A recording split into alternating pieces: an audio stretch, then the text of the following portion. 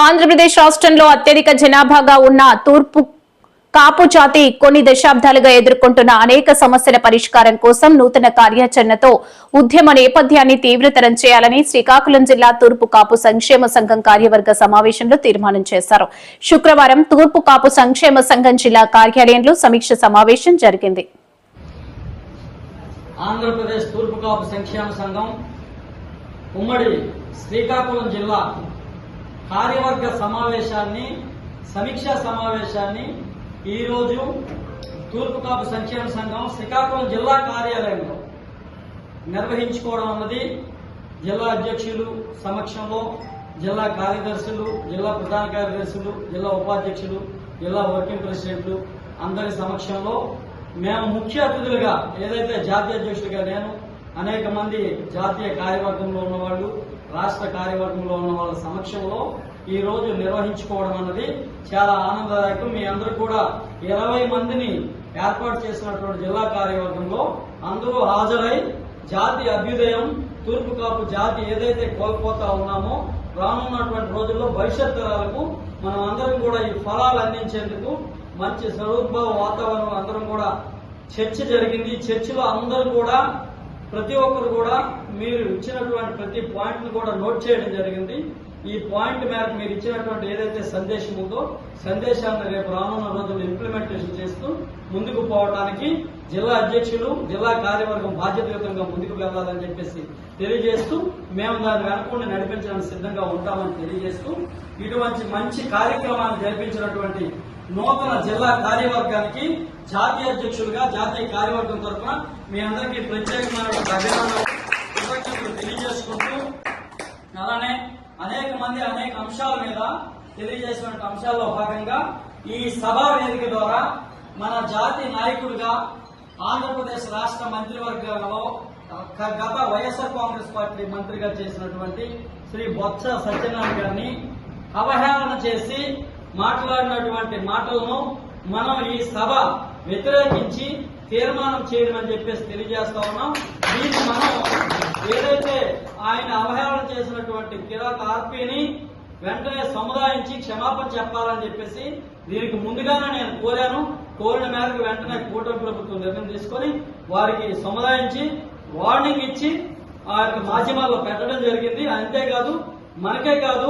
రాజకీయ పార్టీలకు అతీతంగా మనందరం కూడా మన జాతిలో ఎవరి మీద వ్యక్తిగత విమర్శలు చేస్తే మాత్రం ఊరుకోకూడదని చెప్పేసి సభ తీర్మానం చేసింది. అలానే రాజకీయపరమైనటువంటి విద్వేషాలు ఏ విధంగా ఏం చేసుకున్నా మనకు అనవసరం. వారి మీద వారి రాజకీయ పార్టీలో ఇప్పుడు నేను ఇంకో రాజకీయ పార్టీ ఉండొచ్చు, ఇంకొక ఆయన నేను జనసేన పార్టీ, ఈయన వైఎస్ఆర్ కాంగ్రెస్ పార్టీ, ఆయన వైఎస్ఆర్ కాంగ్రెస్ పార్టీలో ఎంపీపీ, అలాగే తెలుగుదేశం జాతి రిజర్వేషన్ సాధన కోసం, జాతి రాజకీయ ప్రాధాన్యత కోసం, మన జాతి ఐక్యత కోసం రానున్న రోజుల్లో ఈ జిల్లా వేదికగా ఒక అతిపెద్ద సమావేశాన్ని, భారీ బహిరంగ సమావేశాన్ని ఏర్పాటు చేసుకోవడానికి మనందరం కూడా ఏకముఖ తీర్మానం చేసినాం. 1,00,000 జనాభాతో ఈ ఉమ్మడి శ్రీకాకుళం జిల్లా వేదికగా ఆంధ్రప్రదేశ్ లో ఉన్నటువంటి తూర్పు కాపులందరినీ కలుపుకొని ఈ కార్యక్రమాన్ని ఒక పెద్ద సభ ద్వారా మన జాతీయ అంశాలన్నీ కూడా తోడికి నుంచి రాజకీయ పార్టీలకు అతీతంగా అన్ని సంఘాలు ఇది ఏదైతే అతి పెద్ద కులంగా ఉన్నటువంటి ఆంధ్రప్రదేశ్ తూర్పు కాపులో అతి పెద్ద కులం ఏదైతే జనాభా తమాషా పద్ధతిలో, అందుకని ఈ కులంలో ఇంకో సంఘం అనొచ్చు, ఇంకొక వేదిక అనొచ్చు. ఏ వేదికన్నా మనం ఏదైతే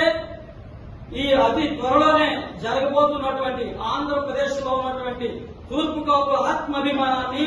ఆత్మ గౌరవాన్ని చాటి చెప్పే ఆ మహాసభను అన్ని రాజకీయ పక్షాలను, అన్ని సంఘాలను కలుపుకొని ఒక పెద్ద మీటింగ్ ముందుగా ప్రీ ప్లాన్ మీటింగే మనం ఏదైతే మన జాతిలో ఉన్నటువంటి మాజీ మంత్రులను, మాజీ ఎమ్మెల్యేలను, అలాగే సంఘాలు, అలాగే ఉద్యోగ సంఘాలను అందరినీ కలుపుకొని మనం సంఘం ఏర్పాటు చేసుకొని ఈ సభకు ఎంత ఖర్చైనా ఖర్చుకు మనలో ఉన్నటువంటి అనేక మంది పెద్దలు ముందుకొచ్చి ఈ ఖర్చు ఏదైతే ఉందో మా భాగస్వామ్యం వహిస్తామని చెప్పేసి ఈ ఉమ్మడి శ్రీకాకుళం జిల్లాలో ఏదైతే జనసేన పార్టీ తరఫున ఉన్నటువంటి కొరికాన రవికుమార్ గారు, ఈ సుడా చైర్మన్ గా ఉన్నారు. వారికి ఈ ఉద్దేశాన్ని నేను ముందుగా తెలియజేస్తే నా సంపూర్ణమైనటువంటి మద్దతు ఉంటుందని చెప్పి ఆయన చెప్పారు. అలాగే మన ఏదైతే మాజీ శాసనసభ్యులుగా ఉన్నటువంటి పాతపట్నం శాసనసభ్యులుగా ఉన్నటువంటి మాజీ శాసనసభ్యులు శ్రీమతి రెడ్డి శాంతమ్మ గారు కూడా మన సంఘంలో ఉన్నటువంటి మన వారికి తెలియజేసినారు. ఈ కార్యక్రమాన్ని ఏర్పాటు చేయండి, ఏదైతే పార్టీలకు అతీతంగా ఈ సభను ఏర్పాటు చేసుకుందాం అని చెప్పేసి వీరే కాకుండా